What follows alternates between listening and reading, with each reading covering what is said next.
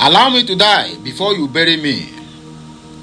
Usually I'm supposed to post this clip you are about to watch before my talk, but let me just do it this way because the headline will be history will never be kind to Chukwuemeka Odumegwu Ojukwu. That is the headline of this message. So when you come across the headline, please don't panic. Watch the video from beginning to the end. You will understand what I mean. I don't mean to hurt your feelings or mean to disrespect our warlord Odumegwu Ojukwu, but I want to draw your attention together as I have drawn you now. But watch the clip very well and then drop your comment at the comment section, okay?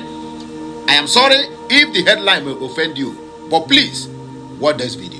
Is Zachary Gundu, who is a professor of archaeology at the Ahmadu Bello University. You're welcome to Sunrise Daily. Thank you so much. Good morning. Good morning. It does help us make sense of what your reading of all that has been happening is. Well, in a way, if you are the victim, the killings are senseless. But if you are the one doing the killing, it makes sense. A lot of Nigerians don't appreciate our history. They don't also appreciate what has been happening in this country, especially in the past few years. I believe that if people know history, they will know why the Fulanis are doing this. If people know our recent history, they will know that there is an attempt to grab a lot of land from the people of this country for the Fulani of the whole world. For people who don't know, the Fulanis have their original homeland in Guinea, that is in Futajalon. And they had an outing from Guinea. From 1804, the outing in Nigeria was represented by the Usman and Fodio jihad. It succeeded. There was a caliphate which they established outside even the boundaries of this country, because the caliphate from Sokoto, if you go up country, it went into Chad, it went into Niger. And then from independence, we have had about 3 Fulani leaders who have led this country. But in the original homeland, which is Guinea, the Fulanis have not been allowed to lead Guinea. So Nigeria has become their second preferred homeland, where they are inviting the Fulanis of the whole world to come and claim as their own country. And people should realize this. And if we sit down here on our ancestral lands in this country and somebody comes in to kill us, it becomes a problem. Let me just say this. Professor, I'm afraid I have to interrupt you. No, let me just say this. Just before you say what you say or what you want to say, I want to ask, how do you have, how are you able to draw this thread? You have talked about history. Yes. We all know that before now, yes, we fought into tribal wars. Yes. There were conquests every now and then. The Benin Empire, for instance, was quite expansive. Yes. And it also, made its own conquests. Yet nobody has been able, whenever Ife is fighting, nobody is talking about prehistorical or, pre-colonial wars to justify what is happening now. The Ife Modakakwe war is a local phenomenon. In Nigeria, what happened?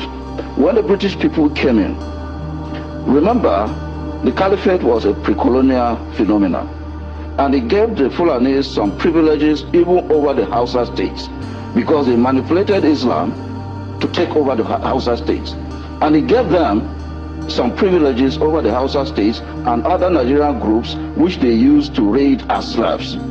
When the British people came in, people who know colonial history will know that they privileged them. They decided to divide and rule this country by privileging the Fulanis over other groups. So what happened is that the Fulanis moved with their privileges from the pre-colonial period into the colonial period. And now that we have independence, they are also moving with the privileges they had under the colonial government into independent Nigeria. And independent Nigeria is not a feudal system. Independent Nigeria cannot allow a group of people to come into this country from all over West Africa and claim this as their own country. What happened during colonialism was that the states we have presently became fixated in terms of their boundaries. My question is, how do you know that there is an invitation, as you put it, from local Fulanis or Nigerian Fulanis, as it were, to their counterparts and say Guinea? They have not hidden that. They have not hidden that. Remember, the governor of Kaduna State has agreed has admitted that he used state funds in Kaduna to pay Fulani people from outside the country from coming to attack us. Remember that the government is now belatedly saying that the people who are responsible for this are foreign mercenaries. Remember that the Inspector General of Police before this one and the Minister of Agriculture has argued consistently that the people attacking this country are not Nigerians, they are from outside. What this means is that if somebody comes from outside, he's coming at whose instance? Remember where Benue is. Professor, if you come from outside, and you go right into Benue to attack it, where are you coming from? Just before you go on, I mean, there have been other, there have been other plausible theories around this. They have talked about how there is an environmental crisis. The fact that even the Lake Chad is drying up, and right now there is a need. I mean, even the desert is encroaching. We're all aware of that, and that pasture that used to be available for cattle is no longer available. Population is exploding. The usual cattle routes are no longer available for cattle to go around as they used to, owing to this population explosion and development and civilization. All of this do not matter in the context of the crisis that we're currently seeing. No, all of them matter, but they are not as important as the point I'm making. Remember the so-called cattle routes. They are not today's invention. These are cattle routes which were established when the jihad succeeded and there was a Fulani, there was a Sokoto Caliphate. So the cattle routes there were established for the Fulani of the whole West African sub-region to come in and out of the country. Is it just Nigeria that these routes were established in? No, it's not just Nigeria, but try to remember what I'm trying to say. In Nigeria, which has become the second preferred homeland of the Fulani, which 4.4 documents signed. 4.4 million. This is Melbourne City Court. Melbourne Court. Yes, as you can see. Yes, one of the property of the West is 15 meters. Along Ojukwu, just by express. This is express. See the express? Yes. It's a very nice land. Very close to Pale Junction. Just 3 minutes drive to Pale Junction. Nadima say, na before what Jamali fi Ozu Eleki Kana. However, no matter the time and length, truth must surely prevail. As of 1966, the Igbo man still know what he knows today. I don't know whether I'm making sense to you. Today we understand there is an intentional land grabbing by the Fulanis, either to Islamitize the entire Nigeria or commit what they call genocide against the Christians. This is what my brother Ojukwu Kaduna Nzogo fought for in 1966 January 15 coup that made them kill 3 million Igbos in the southeast. So even after 50-something years of the civil war, something they want to hide, they all claim that Igbos are the bad people. It is still coming out to the public. These two videos are made in 2018 and 2019, but it's still relevant in 2025. You have watched the first video. I'm going to play the second video for you now to see, apparently, if this is true. It means that Gowon was used by the Fulani elite as of then to queer or hide their intention, which they are now revealing today. Watch and see. I bring to you a message of truth and freedom, for it is only the truth that can set us free from the bondages of war and propaganda, which we confuse as history. My name is Colonel Emmanuel Nwora Nwobosi. I am 80 years old. It is time to be bold. I am too old to lie. I am not afraid to die. It is time to tell you why we had to try. I am the last of the original coup plotters of January 15, 1966 with Major Ojukwu Kaduna Nzogo. I knew Nzogo well. We went to school together. We trained together. We trained at Sandhurst Military Academy, UK. We lived together. Nzogu was our first head of military intelligence and uncovered terrible plans to wreak havoc across the country. We organized a group of progressive military officers to carry out a coup on 15 January 1966 to stop a jihad and bring sanity to Nigeria, steeped in nepotism, corruption, and mass murders. The government of Tafawa Balewa, controlled by the Premier of Northern Nigeria, Ahmadu Bello, were using us in the army to repress the Middle Belt and Western Nigeria. Houses and cars were burnt, thousands were killed. There were 9 of us that planned the January 15th revolution. Majors Nzogu, Anuforo, Ifajuna, Ademoyega, Chukwuka, Okafo, Onwatuegu, and Obienu, and myself. However, 4 of us started it. Major Ifajuna and Major Ademoyega in the south, and Major Nzogu and myself in the north. We then united as a single revolution. I am the last of the 4 original revolutionaries. None published the complete truth. Only me, Colonel Emmanuel Nwobosi, is alive today to tell the final truth, so that the lies will not triumph forever. They used us to repress the Middle Belt and the Yorubas.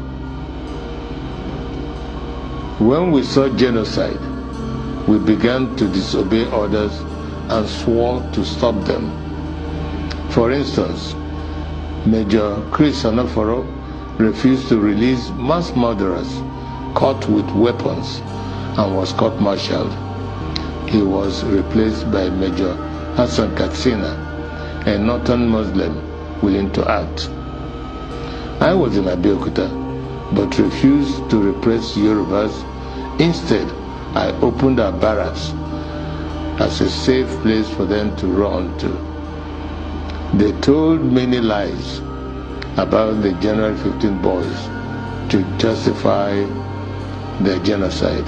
But it is those of us that planned the revolution that they should have killed, not the 3 million innocent Biafrans that knew nothing. For years, I kept quiet, blaming myself and wondering whether at 27 I was too radical, that my actions led to the death of millions. Today, the same evil in 1966 is being unleashed. As I watch, my sense of guilt has vanished, because we were not the evil. We were trying to stop the evil. That evil is radical Islamism.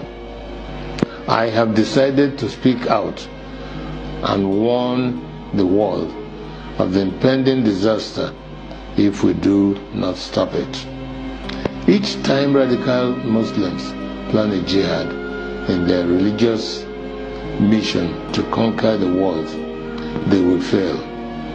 But in the attempt, thousands and even millions will die. That happened to us in Biafra. At this point, let me differentiate between peaceful, law-abiding Muslims and radical Muslims who want to kill others, to force their religion on them. The problem is that wherever peaceful Muslims are, there are some radical Muslims amongst them. That is why they began a jihad in 1966. That is why we had to stop it. That is why they killed millions of our people. That is why we declared Biafra. Because we are a peaceful people, and oil and water can never mix. My story is a warning to Nigerians. For years, I was prevented from speaking the truth by exile, prison, harassment, poverty, surveillance, and death threats held over many of the actors like Ojukwu, Zik, Awolowo, Ibiam, and the January 15 boys that survived. But as I watch today, many of the events that led to the revolution are happening again, like Boko Haram, Fulani militia, Niger Delta militants, Shiites, and mass murders.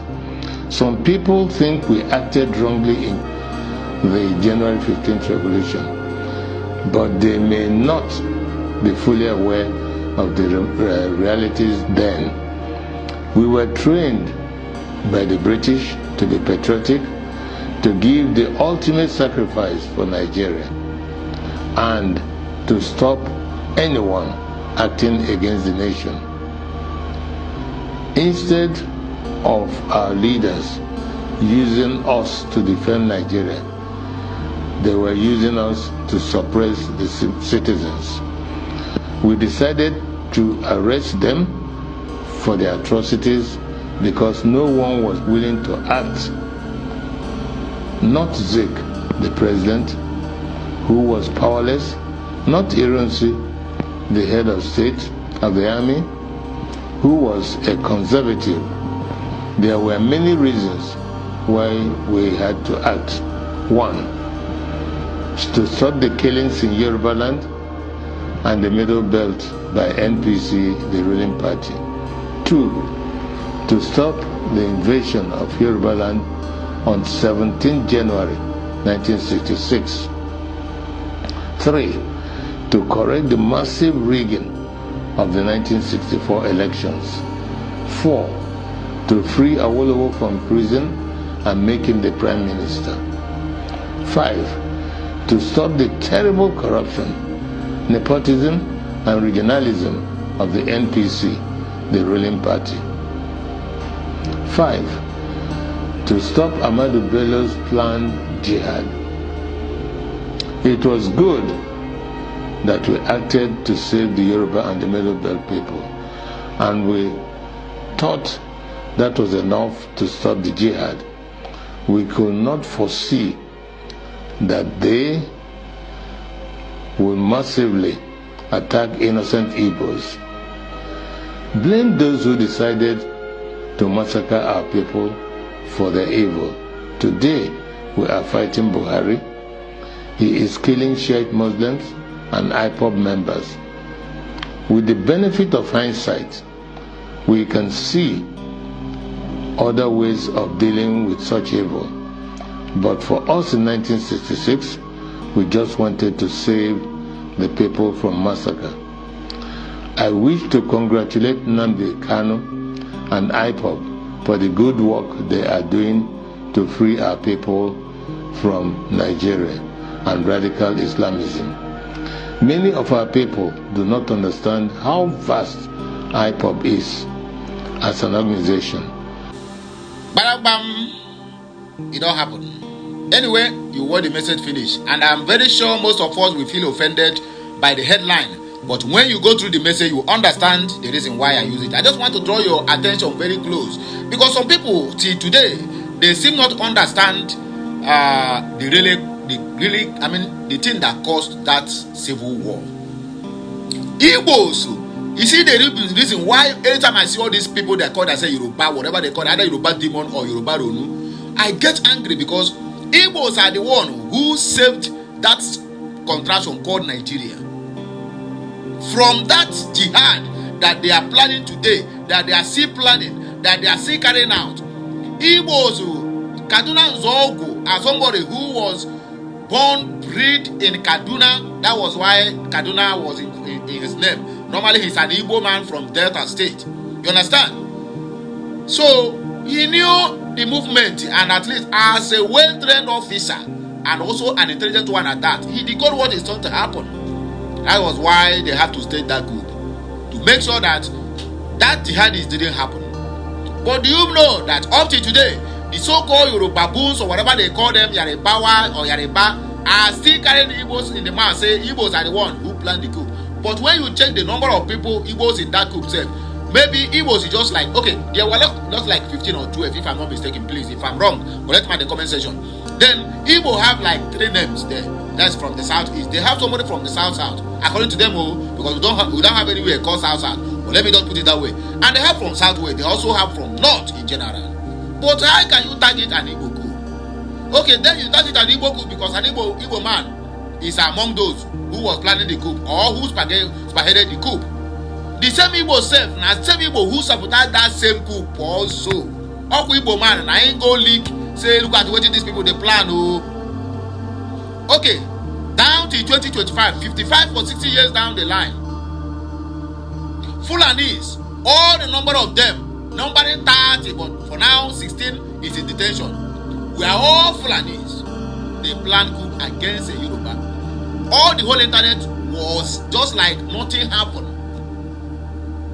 Let me surprise you or let me shock you. If an Igbo man mistakenly, either directly or indirectly, find his name, even if that Igbo man, na last crofo, for the people that is planning the coup, my brother, I swear to God, Igbo's business will be going down now. Igbo businesses, houses and whatever shall be going down by now. Let me also shock you again, for you to know that what is happening in Lagos State is as a result of bigotry and also hatred. There is something I would like to show us here. Let me see if that is the the Ministry for House and Environment, Ministry for Environment and whatever they call it, Tokumbo Wahab. There is something that is happening on the internet now. They arrested people, they call them miscreants, or rather people, all these picking pocket guys or snatching on phone, whatever. Do you know that this guy, a public office holder, instead of him to write exactly how the thing happened, this guy go all the way to carry bigotry into it. You can as well agree with me that most of the demolitions in Lagos State government is not aware of it. And the Lagos State government have come out many times and said, we are not aware of this demolition. Then why is it happening? How many people have been punished? No single person, because they would always like to appoint criminals because they are also criminals. And they appoint people who will do things that will make them to be happy. Not people who will do things that will even make them for their indigents, or rather, for their people to see them as weakling. So that was why they appoint this idiot. Look at the post. Let me read it before we continue. Let me read it. Now our brother, the guy said, make on a clap for Tokumbo Bren Wahab, who omitted all Yoruba names and posted this rubbish below. Let me read what people said below and what the guy wrote, so that you understand what is really happening. Yoruba Ronu are still carrying Igbos in the mouth, that they are the one that plan coup. Whereas there is Hausa there is Yoruba, there is Ijo, there is Fulani in the coup in 1966. Also, okay, let's say, it said, I didn't see the thing very clearly, but the guy just wrote that the miscreants, okay, it said 8 miscreants snatching phones on pedestrian of my two were earlier today arrested during morning raid by the operatives of Lagos State Environmental Sanitation Corps and whatever. Okay, look at the names he wrote there, but that is not the real names. Anthony Osinachi 21, Victor Onoha 45, Roland Ede 25, Daniel Chiso 24, Ibrahim Bashiru 29. Okay, this is the real names, right? But the one this guy wrote, I think, don't worry, I'm going somewhere. Look at where he said 8 miscreants snatching phones on pedestrian of my 2 were earlier today arrested during morning raid by operation of Lagos State Environmental Sanitation Corps. Yeah? They are Mr. Anthony Osinachi, 21 years old, Mr. Victor Onoha, 45 years old, Mr. Roland Ede, 25 years old, Mr. Daniel Chisom, 24 years old. We have Emmanuel Ojukwu, 35 years old, And we have Obenaya Uchechi, 18 years old. And we have a Good Day or God Day, AK, 28 years old. And we have Mr. Benjamin G, 30 years old. You understand? That is the name that idiot, somebody in public office provided. And the same problem we are having with the so-called Dabiri Abike Eriwa, that monkey of need compose. It's the same thing. Look at the class of people they are appointing in public office. Bigotry. You call me all manner of names. If I said I want to go, you begin to call me terrorist and shoot me. We stay in the same country together. You say that I have no right to cast my vote because I am from the southeast. You can imagine even Sanwo-Olu, I repeat, Sanwo-Olu special advisor. When the demolition that happened in a trade fair, you know how the guy addressed the Igbos? He said, these aliens, we are foreigners in a place where they force us to stay together. What am I bringing all this? I know this is not the subject of the matter. The issue here is what caused the Biafra war, the civil war. That is the issue we are bringing here. But I know why I'm bringing these instances. Because they are still carrying the Igbos in the mouth that they are the one that planned 1962 coup. And even that coup does not happen, maybe by now I wouldn't be in existence because I've never been born by them. The jihad agenda would have been unleashed. And maybe I will come to this life because God have already destined me, my destiny and my God, my creator have already said I must be in this life. Maybe I will be born as a Muslim or even as a Taliban or as a rebel.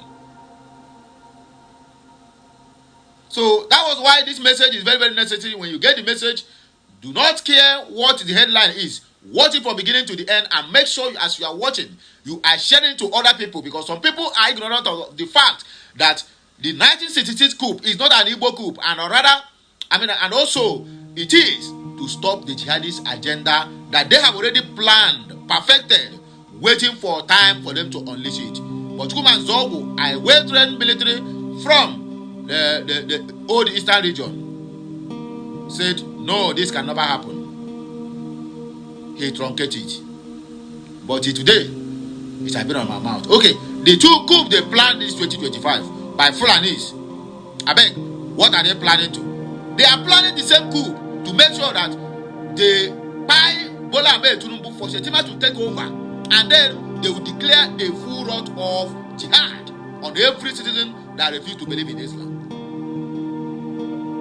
But Yoruba side, trust them now, none of them ever said anything. The internet was as quiet. If you go where they posted that, do you know what they're saying? That maybe those names are Igbos, but they turn it to be Fulani names. You can imagine the mentality of people I found myself to be sharing it one country with. That is hogwash. Very backward set of people. Because you hate the Igbos, you don't want to embrace the fact. Because you hate the Igbos. Each time you see any good news about the Igbos, you say no, it must be bad news. And when you see a bad news, you go on the street and celebrate it. I even killing a ram to celebrate that there's bad news happening to Igbos. Yoruba news are busy celebrating that yes, that this is just the beginning, that they're going to demolish all the whole Igbo properties in Lagos. The kind of mentality of people we are sharing country with. And when I stayed from Biafra, he said, why must I take that? I go fire. I thought I go fire all of them. Let me not take much. Let us just dissect the comment section because so gather up. He said this is what led to the civil war in order to cover their jihadist agenda. But today it has been made open. Gowon was used by the Northern Alliance thinking they are the same. But today their ancestral lands have been taken away from them. Gowon will never have peace. History can never be kind to Gowon. I'm supposed to use that as my headline, but if I use it, nobody will care to watch it. That was why I said history can never be kind to Ojukwu. Just in the other way around. Turn it. Turn that Ojukwu, it becomes Gowon. That's exactly what it is. So don't even roast me. Despite the genocide attempt on Southeast Igbos during the Nigeria Civil War to cover their intentions about jihad movement today, they have used their hands to expose themselves. That is exactly what is happening now. Anyway, few comments, and then we'll round up. Ogadoro, because I said, one way, my that you. Hilary Clement said, Igbo tribe are blessed with knowledge and understanding. What they saw in 1960s is what other tribes are seeing today, and some tribes are still ignorant of it. Jihad is what happened, not a genocide. Okay, jihad and genocide is what happened against the Igbos, but we survived it. What happened to us? If it happened to any other tribe in that country called Nigeria, if they ever exist on this planet, make I know what it costs. Continue.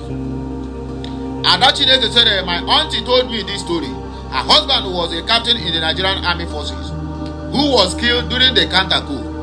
She stated that Ojukwu fought to stop those Fulani people from grabbing lands in Benue and enforcing Islam on everyone. They also wanted to install Awolowo as the new president. Vijay Steve Egbepa, there was an allegation of suspected jihadists in Nigeria in 1960s, which led to the first coup according to Chukwu Makaduna Nzogu. If you listen to Alhaji Amadu Bello in 1960s, the remarks he made about the Igbos, from then Nigeria has never have never been the same again. Ekwensu Abu said, if insurgency lasted more than 24 hours, federal government has a hands in it. General Sani Abacha quotes. Arinze Nwankwo, and I ask again, is this not the same thing Nnamdi Kanu was saying? My brother, it has been a rhetoric every day by Mazen Nnamdi Kanu. But let me not dwell on what he said, but I want you to also drop your own take. I mean, what you take, what is your thought on about this video, about everything concerning this video? Just drop it at the comment section of this video. As you are watching me, please kindly subscribe and follow, like, share. Make sure you comment. For more of these videos, I'll be coming your way on daily basis. Happy Saturday once again. It shall be well with your soul and my soul as well.